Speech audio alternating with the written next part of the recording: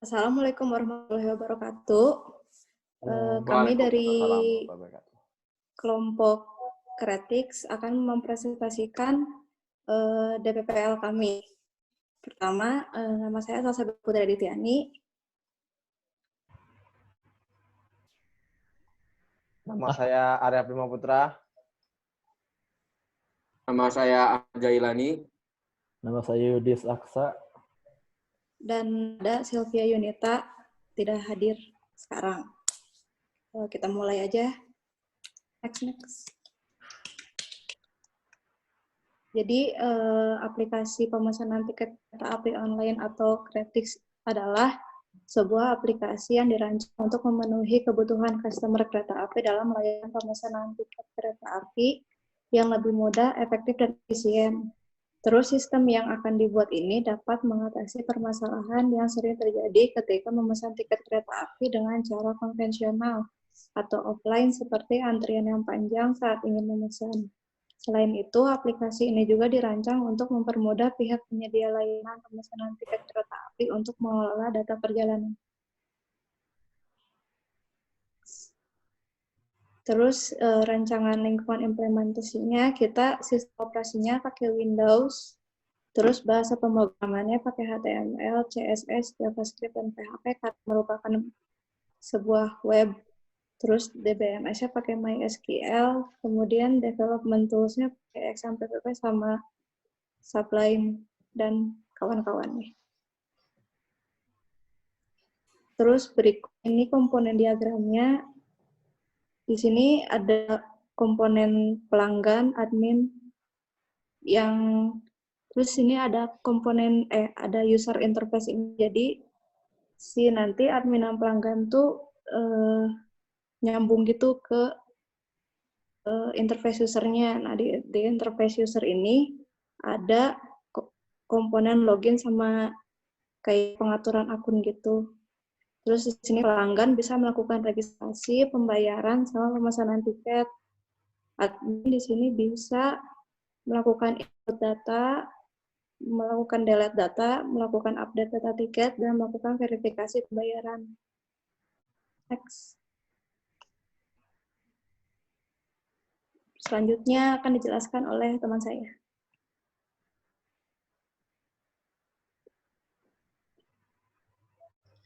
Yudis. Ya, jadi di sini ada use case diagram ya. Di sini ada user dan admin sebagai aktor. Di sini user berhak bisa melakukan pengaturan akun, dan kemudian bisa melakukan login. Di sini admin juga bisa melakukan login. Kemudian user dapat login, user dapat melakukan registrasi terlebih dahulu. Nah, di sini user juga dapat melakukan pemesanan. Nah, di sini user juga dapat melakukan pembayaran. Nah, di sini kita menambahkan ada bukti pembayaran di sini. Nah, di sini admin juga dapat dapat mengkonfirmasi pembayaran dan lain-lain. Bisa dilihat di sini ya, ada update data, verifikasi pembayaran, dan data juga begitu. Kemudian ini ada use case skenario registrasi dan login. Sini ada registrasi inputnya data user. Ini ada data usernya. Kemudian di sini ada aktornya, di sini adalah user. Precondition jika menggunakan registrasi, user harus belum memiliki akun dan data user belum tersimpan dalam database user. Post condition, user telah menyimpan data, proses registrasi berhasil, dan datanya tersimpan dalam database. Nah, di sini description untuk melakukan pembuatan akun user baru. Nah, di sini aktornya ada ini yang dilakukan aktor membuka menu registrasi, kemudian sistem menampilkan form registrasi. Di sini bisa dilihat selanjutnya memasukkan data user, melakukan nomor daftar, dan kemudian sistem melakukan jika username sudah ada di database, maka akan mengeluarkan aplikasi username telah digunakan dan kembali ke langkah 2. Kemudian jika username tersedia, data user akan diinputkan, data yang diinputkan akan direkam. Nah, di sini kemudian melanjutkan proses penyimpanan data user ke dalam database. Nah, di sini menampilkan data usernya, dan di sini aktor kembali mengecek inputan data dari situ. Nah, di sini ada login.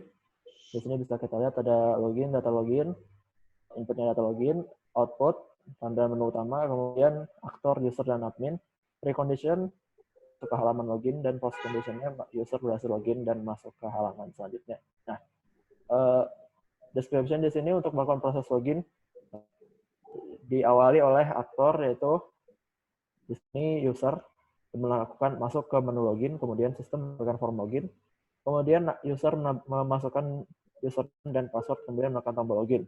Sistem di sini akan memeriksa jika username atau passwordnya salah, maka akan memberikan notifikasi username atau password salah. Nah, kemudian masuk ke halaman utama.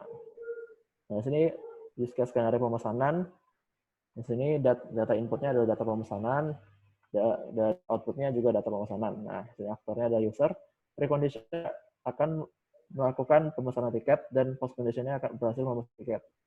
Di sini bisa kita lihat sendiri, aktor yang membuka menu pesan kereta, kemudian menampilkan tampilan kereta, kemudian mencari lokasi asal dan tujuan, dan tanggal berangkat, kemudian tekan tombol cari. Kemudian menampilkan data kereta yang sesuai dengan inputan user, kemudian memilih kereta yang sesuai dan menampilkan form data penumpang. Jadi bisa kita lihat selanjutnya. Di sini ada input data tiket, bisa dilihat intinya di sini admin menginput data tiket ke dalam database kereta. Nah, dan post conditionnya jika akan menggunakan input data kereta, admin harus sudah login dan data kereta belum tersimpan dalam database kereta. Nah, post conditionnya data kereta tersimpan dalam database kereta. Jadi bisa kita lihat. Nah, di sini ada update data tiket, ini mengupdate data yang sudah ada di database kereta. Nah, ini kurang lebih begini. Ini ada inputnya data kereta, kemudian outputnya data yang sudah terupdate dalam kereta, kemudian akhirnya adalah admin, dan preconditionnya admin akan melakukan perubahan data tiket. Nah, post conditionnya data telah berhasil diubah gitu. Di sini ada sequence diagram akan dijelaskan oleh Arya Prima. Oke, assalamualaikum warahmatullahi wabarakatuh. Di sini bisa kita lihat ada proses sequence diagram registrasi dan login. Nah, yang di sebelah kiri itu ada registrasi. Di sini bisa kita lihat di sini ada user, terus di sini ada objeknya registrasi interface, controllernya, dan data user database. Nah, yang pertama langkah user itu ketika pas dia register, datang ke register, ke interface registrasi, setelah itu mengisi form register yang akan sampai datanya ke controller si registrasi. Nah, akan mencapai data ini akan disimpan ke data user atau database. Nah, yang 4 proses return ini maksudnya proses setelah, kalau kita bayangin pas kita ngeklik data setelah isi form, itu data itu kita akan balik lagi ke halaman controller dan menampilkan menu sebelumnya. Nah, itu registrasi. Login pun hampir sama seperti itu, cuma di sini ada perbedaan, ada proses validasinya dia tetap return di tempat, karena ketika berhasil dia bakal menuju ke login controller atau ada tulisan menu ditampilkan. Nah, kalau misalnya dia salah passwordnya, dia akan balik disuruh ini ada panahnya user password salah. Dia bakal balik ke si user, dia nyuruh user buat ngisi lagi datanya. Nah, itu. Terus next.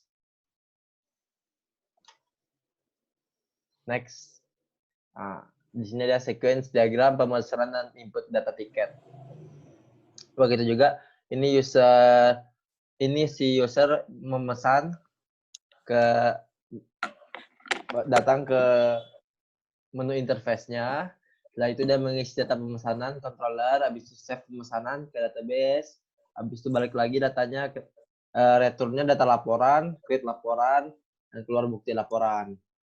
Di input data tiket juga gitu, dia mengisi data tiket, habis itu data tiket ke controller, data tiket akan save di database, dan returnnya data disimpan.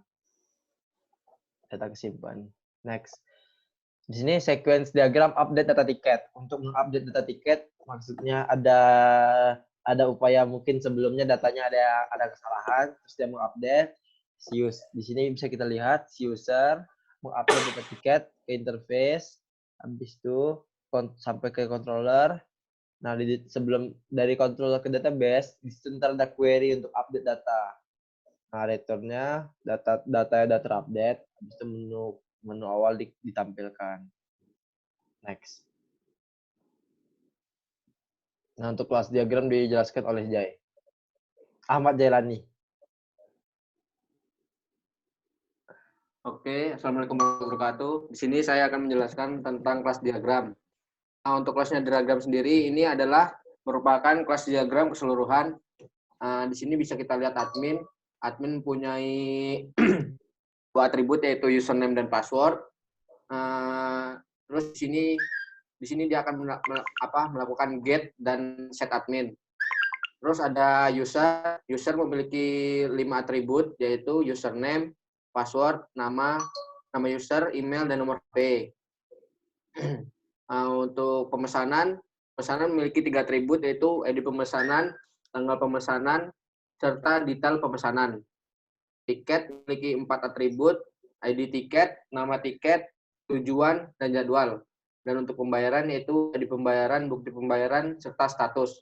Next.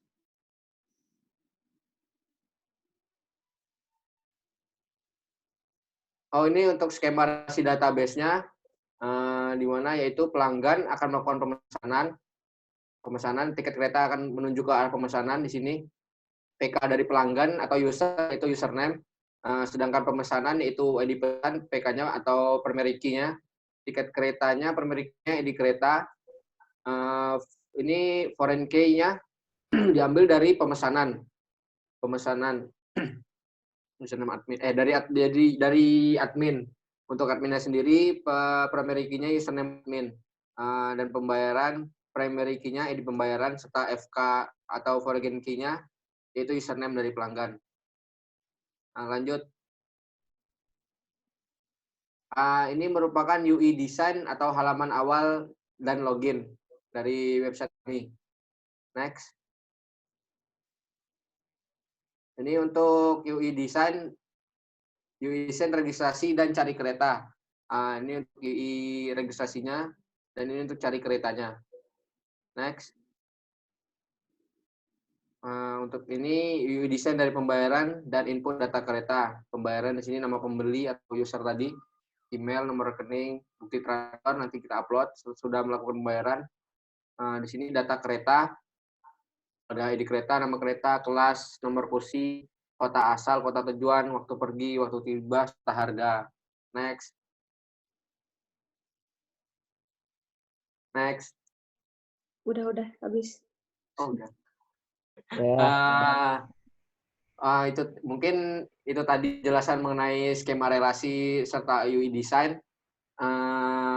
Lebih dan kurangnya saya mohon maaf. Dan mungkin itu tadi penjelasan secara lengkap mengenai aplikasi Keretek tadi dari kelompok kami. Apabila masih ada kekurangan dan kesalahan, kami mohon maaf. Wabillahi taufiq wal hidayah. Wassalamualaikum warahmatullahi wabarakatuh.